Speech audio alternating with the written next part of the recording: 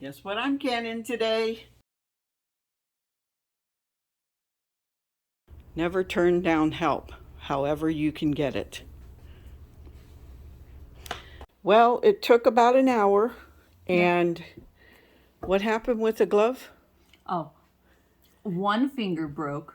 So That's fine. if you don't wear gloves, you can expect that to happen. Oh yeah, you will get stained if you don't wear gloves. So And wear then you gloves. said you got squirted in the Oh face. yeah, expect some spray back, and don't wear white.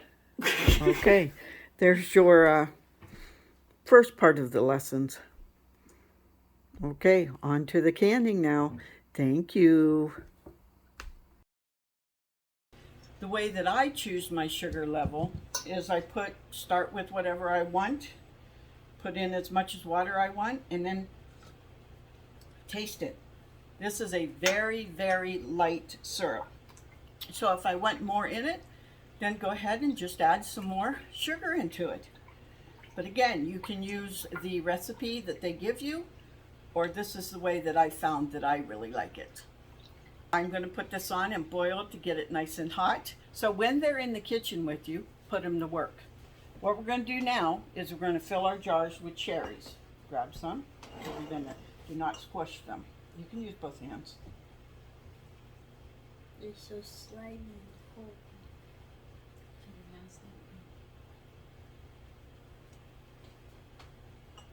Just a little bit more because you're at the top of it now. Okay. Since you're at the top of it, you don't put as much in it. Okay? Go ahead. Oh, don't put that finger back in there. Okay. If you can keep them from licking their hands whenever they're helping you, then have them help you. This teaches those that are younger than you. Go wash your hands and then come back and you can help me some more. So after he washes his hands, he's going to come back and help me fill them up again. But this teaches the younger generation. Have them be a part of it. So it's okay if your cherries are above the line. You're going to use 1/2 inch headspace. So go ahead and fill up the rest. So these first 8, what we're going to do is just make cherry for like pie filling, cherry juice if I want it. I'll be buying some more this year, which I'll probably be making more into the juice. But today I want to just make cherries for like cherry pie filling. From there, what you do is you take your juice, the hot liquid, and you fill up to a 1/2 inch headspace. 1/2 inch is the line there. The inch is here, the 1/2 inch between.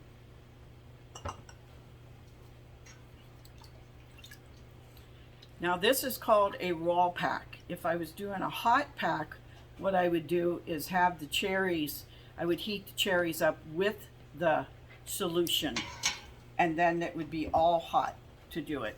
So because I'm doing a raw pack and I'm under 1,000 feet sea level, then I will be water bathing these for 20 minutes. If I did a hot pack, I would only have to water bath it for 10 minutes. When you buy pie filling in the store, you notice that the liquid is very much gelled. I don't gel mine before I can it. That way I get more cherries. The next thing that I'm going to do once I've put the syrup in is I am going to wipe the rim to make sure there's no debris on it. I'm going to put the lid on it. Then I am going to do the ring until it just catches, and then you go one little turn past that. That's what they call finger tight. Let me show you again. So I put the lid on it, make that center. I put the ring until it catches. Notice you're doing it here until it catches, and then one turn past that. This is ready to go into the water bath. I could have got away with leaving it in the other pot, but I didn't count for the rubber that pulled it up a little bit more. Understand that once it starts to really hard boil, that will bubble out. So if you can find a taller pot, and maybe have that much space. Here I have about that between the jars and the top, so when it boils, it's not going to boil all over my stove. With the 7 pints that I have left, I'm going to try It's Jen Again maraschino cherry recipe. And basically she still uses a pretty light syrup, but what she does add is a half a teaspoon of almond extract.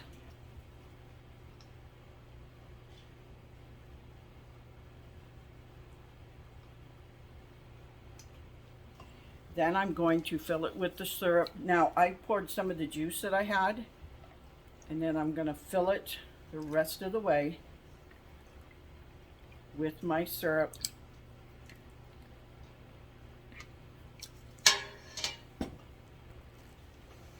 I wipe the rim, put the lid on.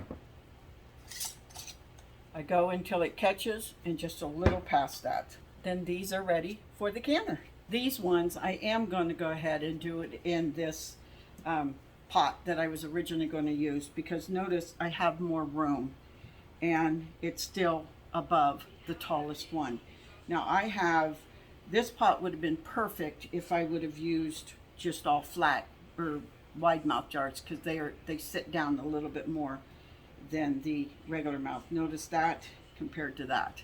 But as long as they're covered with water, they can boil and it doesn't go below the lid line, then I'm good.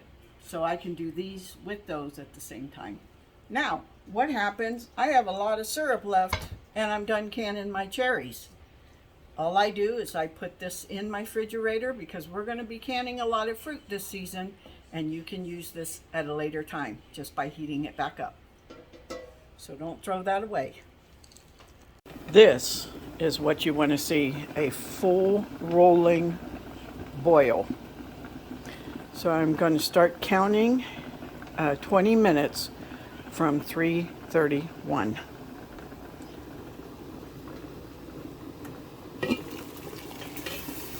This also is boiling. So we'll come back in 20 minutes.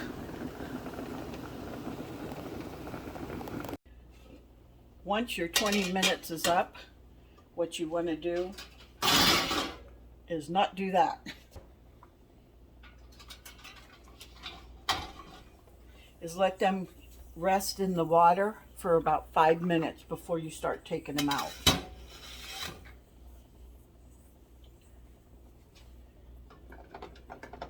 This pan is our maraschino cherries, and notice you had some of the siphoning through it.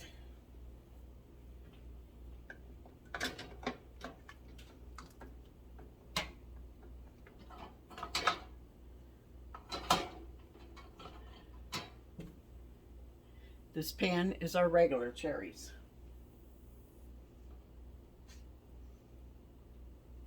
Here's the finished product 24 hours later. The lid should come off very easily now.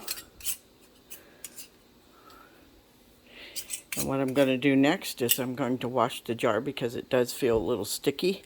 Always wash your jars before you put them on the shelf. I marked these as the M&M. All of them sealed except for that one. So we get a taste to see what the maraschino cherry tastes like. If you have any questions in regards to this video, please put them in the comments below. And this year, I hope you're ready. Have a great day.